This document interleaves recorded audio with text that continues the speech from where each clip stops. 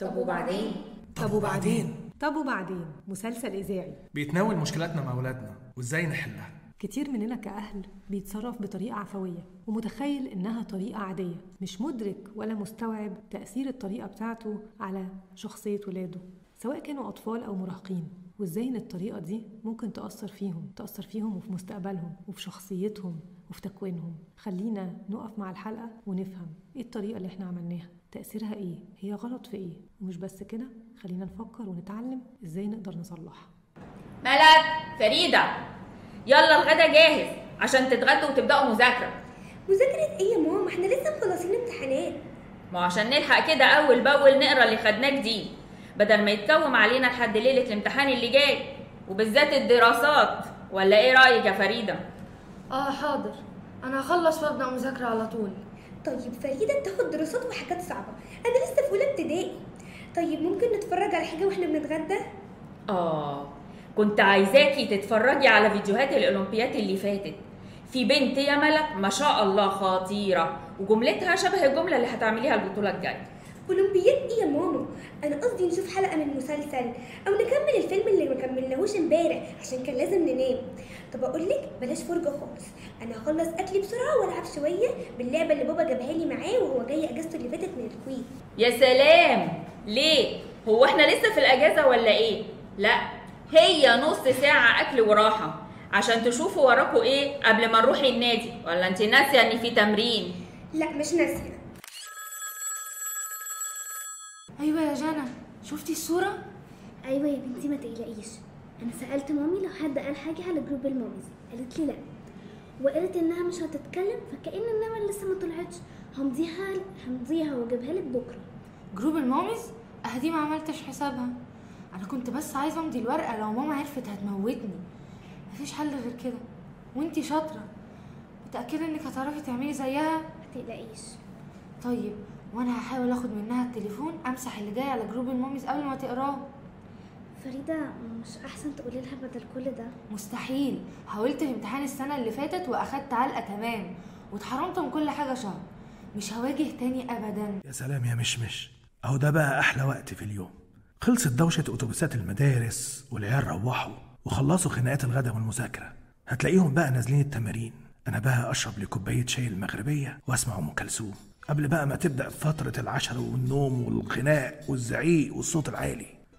بس عارف البت ملك دي بتصعب عليا قوي، هي وامها بينزلوا كل يوم الساعة 5 ما يرجعوش غير 10 بالليل من النادي. رياضة ايدي اللي تهد حيل العيال واهلهم دول، يا عيني ما بيلحقوش حتى يناموا 8 ساعات على بعض عشان يصحوا للمدرسة تاني يوم. ملك، انزلي انتي التمرين، انا هروح السوبر ماركت اشتري حاجة البيت وارجع اوديها البيت، واطمن على اختك انها بتذاكر وارجع لك يا حبيبتي. ماشي؟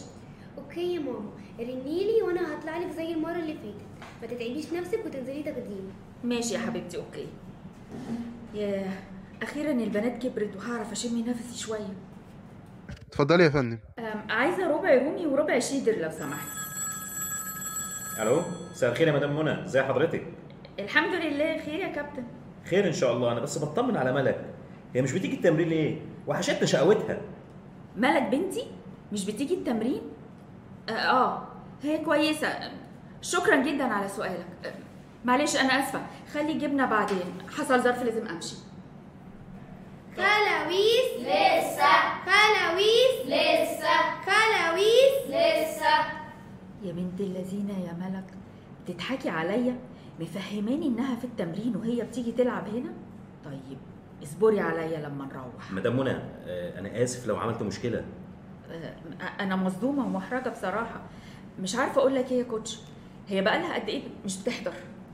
المره اللي فاتت راحت الحمام وتاخرت لاخر التمرين، والمره دي ما جاتش خالص، وانا رايح الحمام النهارده شفتها بالصدفه، وانا عارف قد ايه حضرتك من اولياء الامور ملتزمه بالتمرين، فاستغربت بصراحه، وده اللي خلاني اكلم حضرتك عشان افهم. جابت منين التفكير ده؟ اكيد حد قال لها انا بنتي متربيه ما تعملش كده من نفسها. طب في حد تاني من زمايلها عمل كده؟ للاسف لا، ملك بس. حضرتك اتكلمي معاها بهدوء وشوفي عملت كده ليه. هدوء؟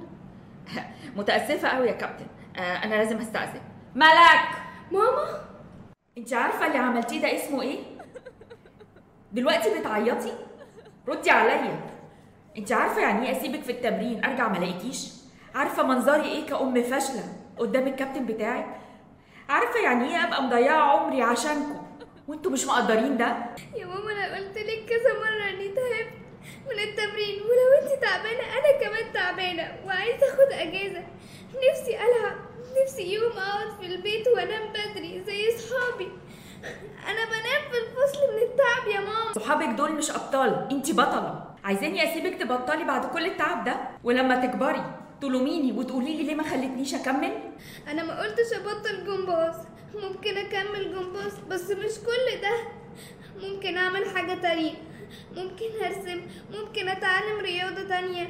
ماما انا ما طلعتش لعبي من الدولاب بقالي اكتر من اسبوع. ده يخليكي تزوغي من التمرين، يخليكي تكدبي. انا اسفه بس ارجوكي حاولي تفهميني. ماما سامحيها بقى وخلاص وحاولي تفهمينا. انت يا فريده كمان بتقولي كده؟ ايوه يا ماما، مش مالك بس اللي غلطت، انا كمان غلطت، بس احنا بنعمل كده عشان بنخاف منك. بتخافوا مني عشان بتحترموني، عشان انا مامتكم. لا يا ماما، بنخاف منك عشان بتضربينا وبتعاقبينا. انا بعمل كده عشان اربيكوا زي ما اهلي ربوني، عشان عايزاكوا تبقوا احسن ناس في الدنيا. لا انت كده بتخلينا نبعد عنك ونخاف نقولك اي حاجه. طب وبعدين؟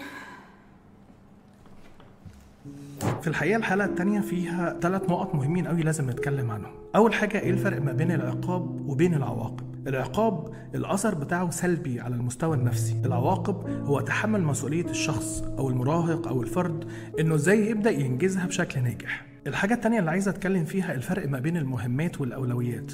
لازم كل واحد يبقى عارف يعني إيه أولويات ويعني إيه مهمات. المهمات هي الحاجات اللي مطلوب من الشخص إن هو يعملها ويكون دقيق جدا في إنه يبدأ يفصل إزاي يبدأ ينجزها جزء جزء عشان يحس بالإنجاز ويحس بالنجاح. الأولويات هي مرتبطة بالزمن، في حاجات كتير قوي أولوية، يعني لو أنت جعان دلوقتي يبقى تاكل، الأولوية إنك تاكل مش إنك تلعب رياضة، أو إنك تلعب رياضة مش إنك تذاكر، أو إنك تذاكر مش إنك تلعب جيمز. الأولويات في اللحظة دي لازم تكون متحددة مرتبطة بالزمن. اللبس بقى ما بين المهمات والأولويات زي ما كانت بالنسبة لنا هنا البنت اللي بتلعب رياضة طول الوقت، المهمات دخلت في الأولويات. يعني إيه؟ يعني الأم بدأت تنسى يعني إيه أولوياتها، طفولتها، يعني إيه لازم تحس بإنسانيتها إنها لازم تلعب ولازم تحس بوقت في إمتاع بالنسبة لها كطفلة، وبدأت تركز إن دي مهمة لازم تحققها بنجاح وبإنجاز. فبالتالي الإنجاز بالنسبة للأم بقى شيء قاسي جدا بالنسبة للبنت، لأنه بدأ ياخد كتير قوي من سلوكياتها وإنسانياتها والضغط النفسي اللي بقى على البنت. التدريب بشكل مستمر ده شيء كويس قوي لما يبقى بيتوازن مع فكرة إن هو الفري تايم موجود. لازم يبقى فيه جزء كبير قوي إن البنت تلعب تستمتع مع صاحبتها في أماكن تانية مختلفة غير المكان اللي هي بتتدرب فيه. في جملة خطيرة جدا اتقالت في الحلقة اللي هي أنا بربيكم زي ما تربيت، ودي من الأفكار المغلوطة الكبيرة جدا في التربية، توارث الأجيال. ما ينفعش أبدا نربي ولادنا زي ما تربينا، لأن الظروف المحيطة وكل الحاجات اللي بتمر بينا وكل الضغوط الحياتية والضغط الاجتماعي والنفسي والمجتمعي حتى مختلف تماما عن المجتمعات اللي قبل. احنا زمان كنا بنضرب، دلوقتي ما ينفعش نضرب ولادنا. زمان ما كانش مسموح انك انت تتكلم، دلوقتي لازم نتكلم بصوت عالي وبصوت موضوعي وبصوت واضح، وصوت كمان لازم يكون مسموع حتى لو كبير. زمان كانوا بيقولوا لنا لما يبقى في كبار قاعدين ما ينفعش تقعد تتكلم، دلوقتي وهو صغير لازم يقعد يتكلم وسط الكبار عشان يحس ان هو واثق من نفسه، ان هو قادر يحدد كتير قوي قوي قوي من صفاته القوية، من ثقته في نفسه اللي يعرف ازاي يبدأ يتكلم بيها ويتكلم عنها. الجزء الأخير ودي أهم حاجة، الأب في الموضوع هنا مش موجود. الأب طول الوقت نقطة بالنسبة لنا مهمة جدا، علشان كده الأم بتنسى أوقات إنها أم وتتحول لأب، بتبقى أوقات قاسية وهي مش واخدة بالها، متخيلة إنها لازم تاخد الصرامة بتاعة الأب وحنية الأم، بس في لحظة هي بتنسى أصلا الأم والأب وتبقى آلة مجرد إنها لازم تنفذ الحلم بتاعها.